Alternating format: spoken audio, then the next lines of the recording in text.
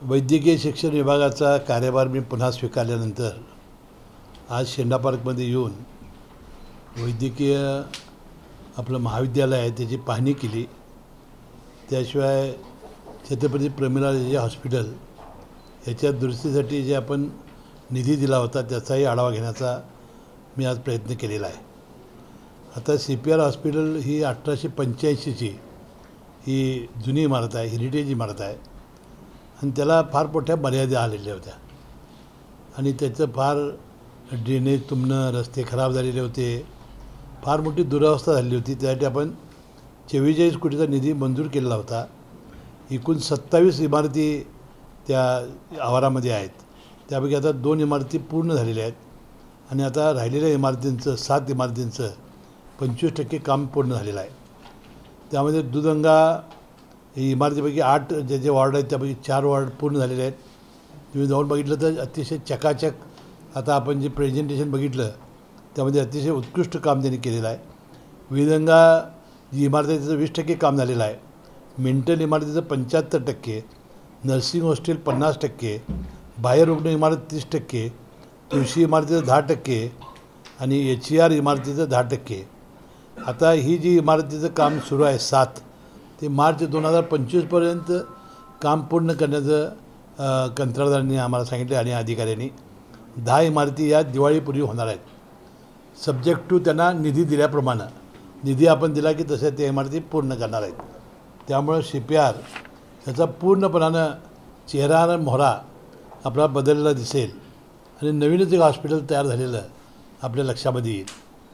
तर या शेंडा पार्कमध्ये जवळजवळ 30 हेक्टर जमीन आपल्याकडे आहे आणि त्याचा एक लेआउट त्यांनी चांगला तयार केलेला आहे।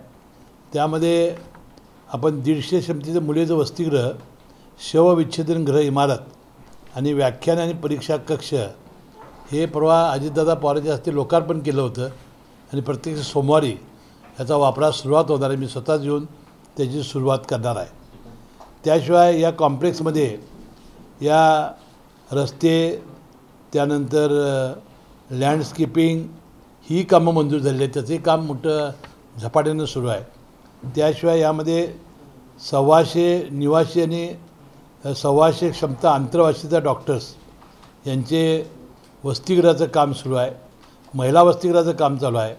150 क्षमतेचे मुलींचं वसतिगृह, 150 क्षमतेचं मुलांचं वसतिगृह आणि 150 BSc परिचारिकांच्याकरतेचं वसतिगृह आणि 300 परिचारिकांच्याकरते परीक्षा केंद्र हे काम आता आपण सगळं मंजूर केलेलं आहे। त्याशिवाय कामाच्या निविदा निघालेल्या आहेत। त्यानंतर आता कॉन्ट्रॅक्टर फिक्स झालेला आहे। त्याशिवाय न्याय वैद्यकशास्त्र इमारतीचं काम आणि बॅडमिंटन कोर्ट हे देखील यामध्ये हाती घेण्यात आलेले आहेत। मला वाटतं हे सगळं काम हे किती 2 वर्ष हे सगळे 175 कोटीचं काम आहे। हे 2 वर्षात पूर्णपणानं होतील आणि जे 1100 बेडचं हॉस्पिटलचं काम आहे ते अद्याप सुरू झालं नाही। मंगळवारी मी मंत्रालयामध्ये बैठक बोलावलेली आहे, ते लवकरात लवकर ते काम होऊन मला वाटतं ते 1100 बेडचं काम 2-2.5 वर्षात पूर्ण होईल असा मला विश्वास आहे। आता CPRचं काम मार्च 2023पर्यंत 7 इमारती पूर्ण होतील आणि दिपावलीला राहिलेल्या सगळ्या इमारती पूर्ण होतील, सब्जेक्ट टू निधी दिल्यानंतर। मुख्यमंत्री साहेब नाही, माझा रोडमॅप माझे अधिकारी तयार करत आहेत। उद्या किंवा परवा आम्ही घेऊन देणार आहोत। राज्याचा आहे तो, त्यामुळे मला आज सगळं ताबडतोब सांगता येणार नाही। मग 100 दिवसाचा रोडमॅप आम्ही तयार केलेला आहे। राज्यातील विशाल इंडस्ट्रीज कोल्हापूरमध्ये विशाल एंटरप्राइजेस आणि बोगस औषधं पुरवठा केलेला आहे। त्याच्या चौकशीसाठी SIT नेमलेली आहे। काय झालं होतं, औषध पुरवठा जो आहे तो पुरवठा शासन करत नाही, म्हणजे वरून होत नाही। त्यासाठी हापकीने एक संस्था निर्माण केली होती। हापकीनं अजिबातच केलं नाही म्हणून प्राधिकरण तयार केलं। त्या प्राधिकरणाने किती केले काय माहिती नाही।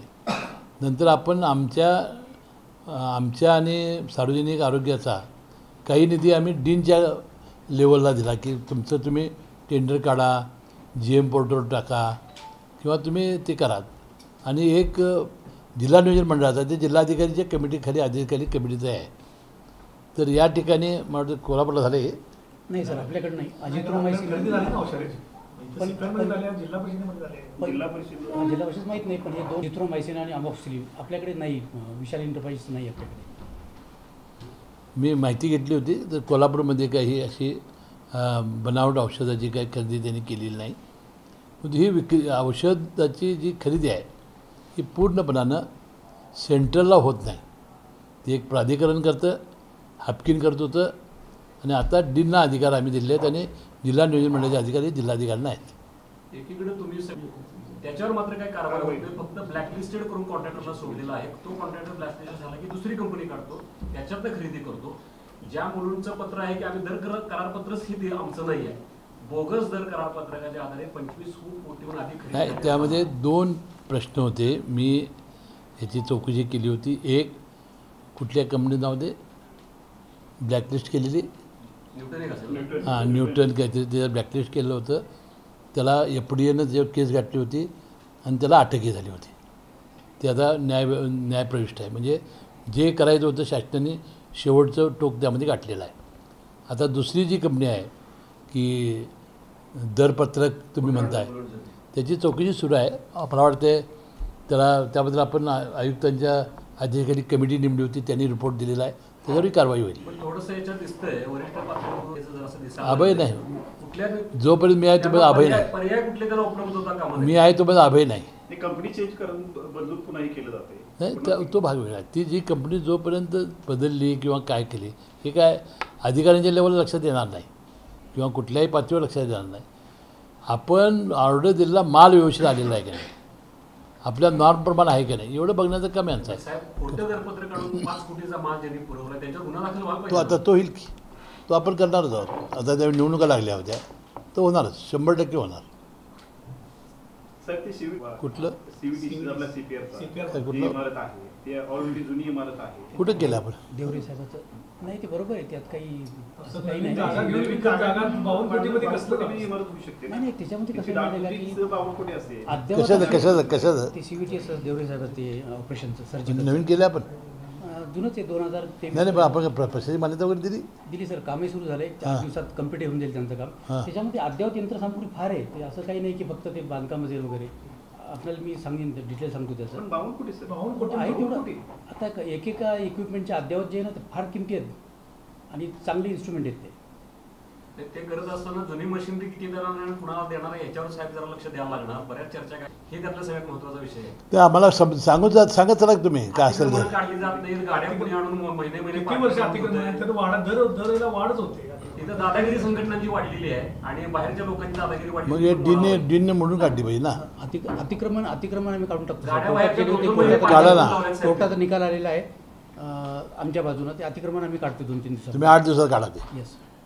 नसेल तर मग तुम्ही काय करा, थोडं स्वच्छानिवृत्ती घ्या, दुसरं कोणतं करू आपण, ते होणार नसेल तर.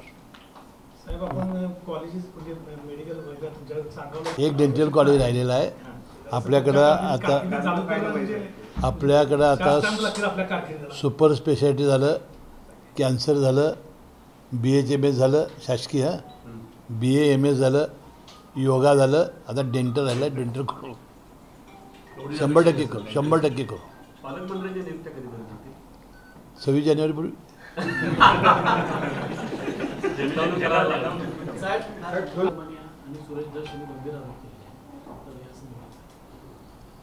नाही, आता आहे बघा, सुरेश धसने जे आरोप केलेले आहेत त्यावेळी मी विधानसभेत हजर होतो आणि काल धनंजय मुंडेंनी त्याचं उत्तर दिलं आहे की बा जो आरोपी असेल त्याला तुम्ही फाशी द्या, काय असेल ती शिक्षा करा. त्यांनी पूर्णपणे सांगितलं. ते माझे मित्र होते, त्यांनी मान्य केलेलं आहे, परंतु ते जर असतील त्यात तर त्याला शिक्षा द्या, अशी स्पष्ट भूमिका त्यांनी मांडलेली आहे. भाजप त्यांना टार्गेट करते असं वाटतंय काय तुम्हाला? नाही, बघा, भाजप टार्गेट करते असं काही प्रश्न नाही. सुरेश धस भाजपचे ते लावून धरायला लागले सगळे. नाही, तो प्रश्न वेगळा आहे. तो आता मुख्यमंत्री देवेंद्र फडणवीस साहेब त्यांना बोलवून काय जे योग्य असेल त्याची चौकशी व्हायला काय हरकत नाही. अंजली देवाऱ्यांना काल रात्री त्याचा फोन आला होता की जे मारेकरी आहेत तीन मारेकऱ्यांची हत्या झाल्याचे काही पुरावे अंजली धनंजय मुंडे. आता देवेंद्र फडणवीस साहेब अतिशय कार्यक्षम आपल्याला मुख्यमंत्री लाभलेले आहेत. गृह आता त्यांच्याकडे आहे, ते तात्काळ याचा शोध घेतील आणि याचा पर्दाफाश करतील. दुसरीकडे याच प्रकरणामध्ये धनंजय राजीनामा घ्यावा अशी एक मागणी जी आहे ती होताना पाहायला मिळते. कसं पाहता याकडे? नाही, मी अनेक वेळा सांगितलं की आपल्याला जोपर्यंत कोणी दोषी असेल आढळत नाही तोपर्यंत राजीनामा देण्याची काही आवश्यकता नाही. बीडमध्ये काय वाटतं? मी अजून काही बघितलेलं नाही. एकूणच जर पाहिलं तर साहेब, राज्यामध्ये कायदा व सुव्यवस्थेवरती एक प्रश्नचिन्ह निर्माण होते.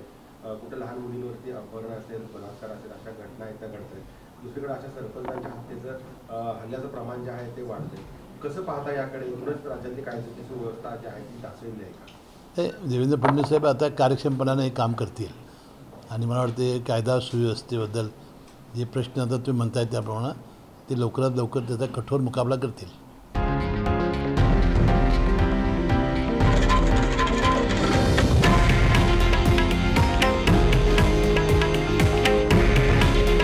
हे आहे देशातील नंबर 1 न्यूज नेटवर्क आणि आपण पाहत आहात TV9 मराठी. काळजी तुमची, हित महाराष्ट्राचं.